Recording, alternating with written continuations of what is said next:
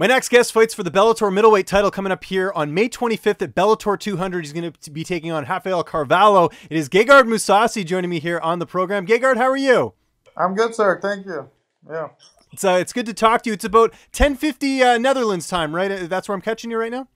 Yes. Yeah. Finished training. I don't need to. I'm on London time, so there's a 1 hour difference. So it's no jet lag. I won't be having any jet lag for the fight. That's great. That's good to hear. We're a day removed from Mother's Day. Did you do anything yesterday for Mother's Day? I picked her up and I brought her to her friends and picked her back. Back yeah. So I drove her a little bit. That's great. Good son right there, taking care of business. That's good. Yeah. Great. This is going to be your second fight for Bellator. How has it been, being a part of the organization compared to being with the UFC? Have you noticed any differences? The difference is it's a lot closer. With Scott, with the guy. It's more. You feel more part of Bellator. You matter. So yeah, that's why. And other than that, same is very professional as UFC. A little bit smaller as far as the staff and how the big the venues are, but everything else is very professional. Yeah.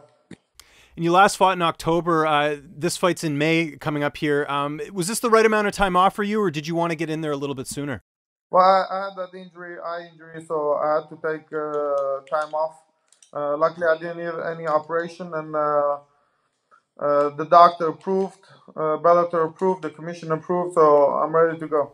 That's great. And of course, that was a really tough fight for you. I know you hurt your eye early in the fight. How much do you sort of take away from that performance as far as being able to overcome something like that? Like, you've ever had any adversity like that in a fight before?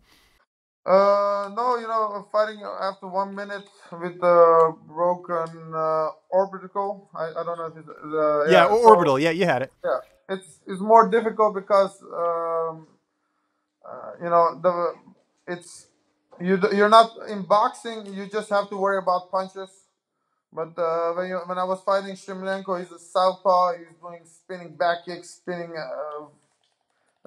back elbows, whatever. So it was more difficult to fight with one eye even. And uh, like I said, sometimes you swim for 10 miles without any difficulties, but swim 10 miles with a shark behind you, and you're gonna get, things won't go the way you want to go. And Shlemenko, is a tough competitor.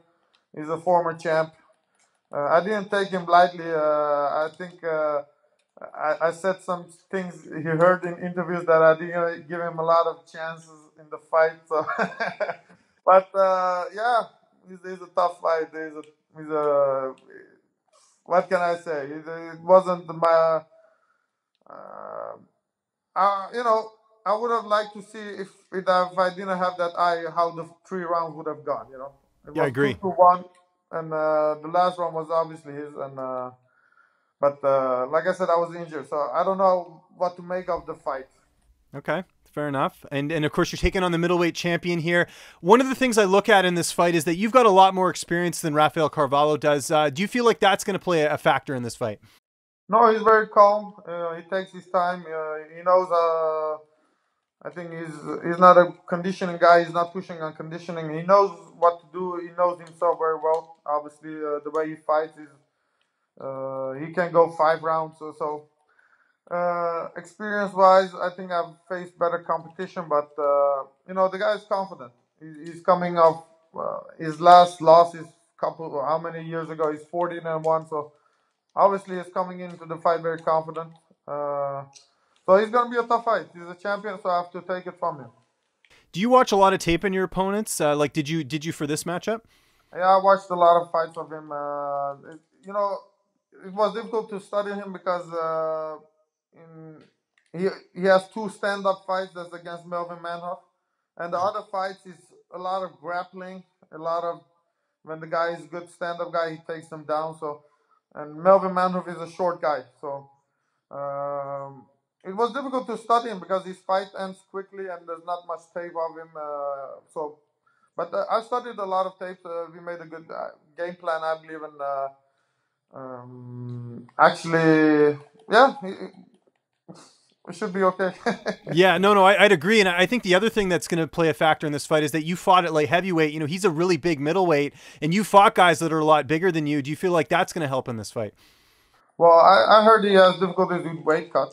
Uh, I don't know if it's good for to go 5 rounds with that much weight cut. He's a tall guy, so I don't know. He looks big, yeah, but size doesn't win the fight. Are you worried about him missing weight potentially? No. He made weight all the time. So even if he doesn't make weight, I don't care. I'm gonna fight him anyway. Okay. How's your weight cut going for this fight? Yeah, I'm on weight. Oh, good. Okay. 20, 201, 202, something like that. 203, something like that. So it's I will make weight easy. Is there one thing you're missing right now during training camp that you can't eat that you wish you could have? No, if I want, I can eat bad stuff too because I feel like I'm on weight. I could cut more weight, but obviously it's a 5 rounder. I want to be a little bit lighter, a little bit faster. The guys, Carvalho is a strong big guy, but I don't think he's very fast. So that's advantage I would think I have, and I want to exploit that. And has training camp been primarily the same, just training with the same partners and everything like that, or have you customized your camp a little bit for him? No, I I had it wasn't my best performance last fight, so I think I stepped up a lot this time. I trained harder, I believe, a lot more.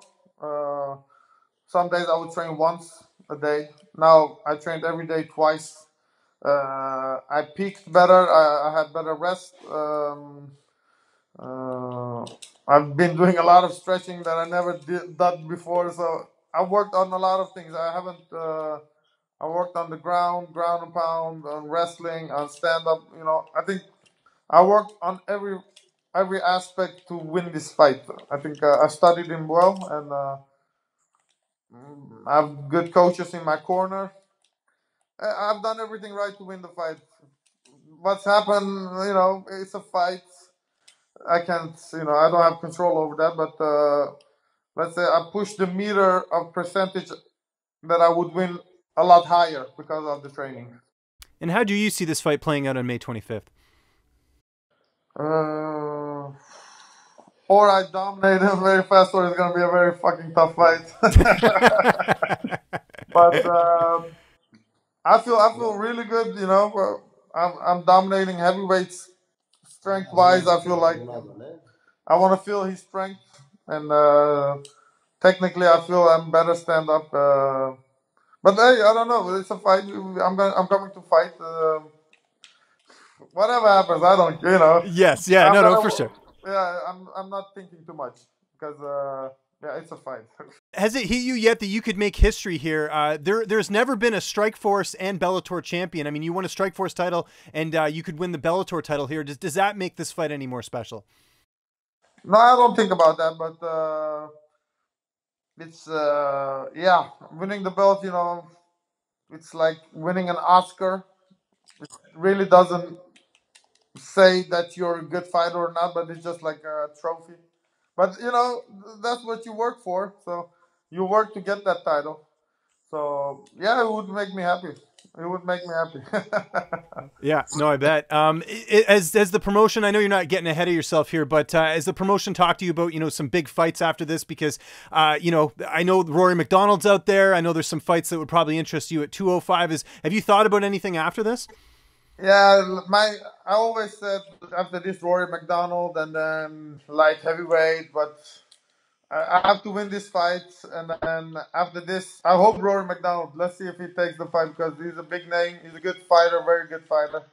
But I feel like size does matter, and style wise, it would be a good matchup for me, I believe. And yeah, I think he's a big name. I think people would like to see that fight.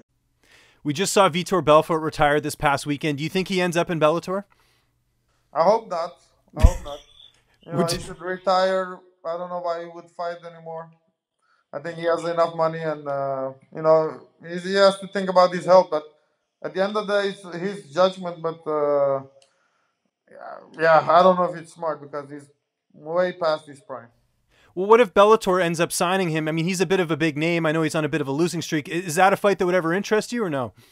No, he's done. You know, we should he should go and take rest. And he, you know, he has done a lot for the sport. He deserves what he has. So I don't think he needs to. He's fighting for a long time. But you know, every fighter,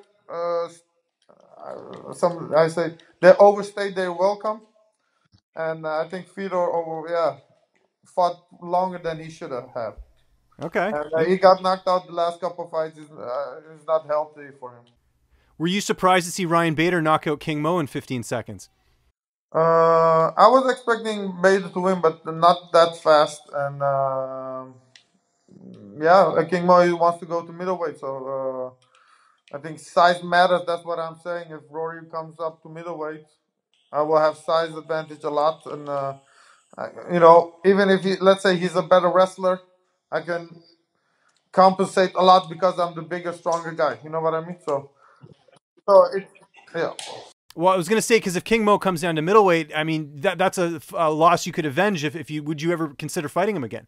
Yeah, 100%. But there's he should let's say if I win the belt, he should be a contender, and for sure, yeah. If they want to make it, but yeah, why not? That would be a good fight. I agree. Just two more quick questions. First one, we've seen sort of the UFC now going a lot on, giving title shots to people who are kind of talking a lot. You know, the latest one is Colby Covington. What are your thoughts on that of, people really, promoting themselves to earn title shots? It's I don't know if that's not promotion. That's just insulting people. You know. Yeah. He's being a dick. But just but a lot of people say stuff to make a name, but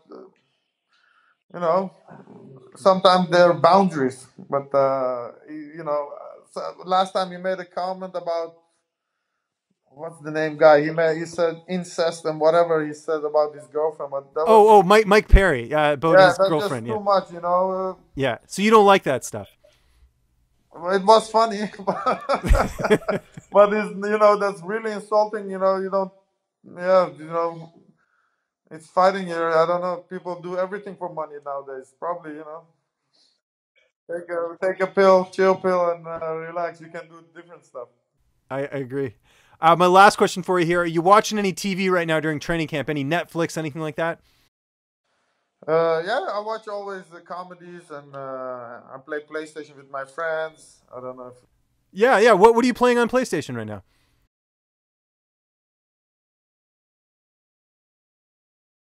My friends are playing, so I'm up next. Okay, cool. So what? FIFA. We're playing FIFA. Okay, great. That's good. How are you at it? Are you pretty good?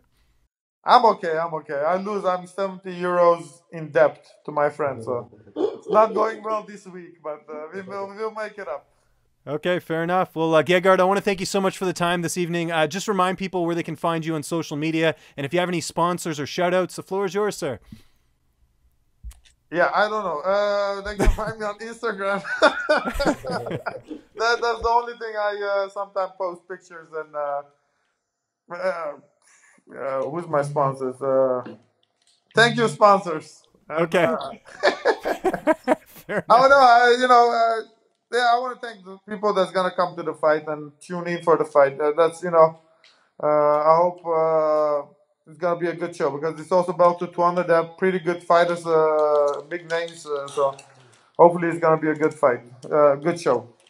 What's up, fight fans? If you like this video, be sure to subscribe to see even more interviews with your favorite UFC and Bellator fighters. We've also got coverage at events, including post-fight press conferences and media scrums. And if you like this video, check out the video to my right. It's worth your time.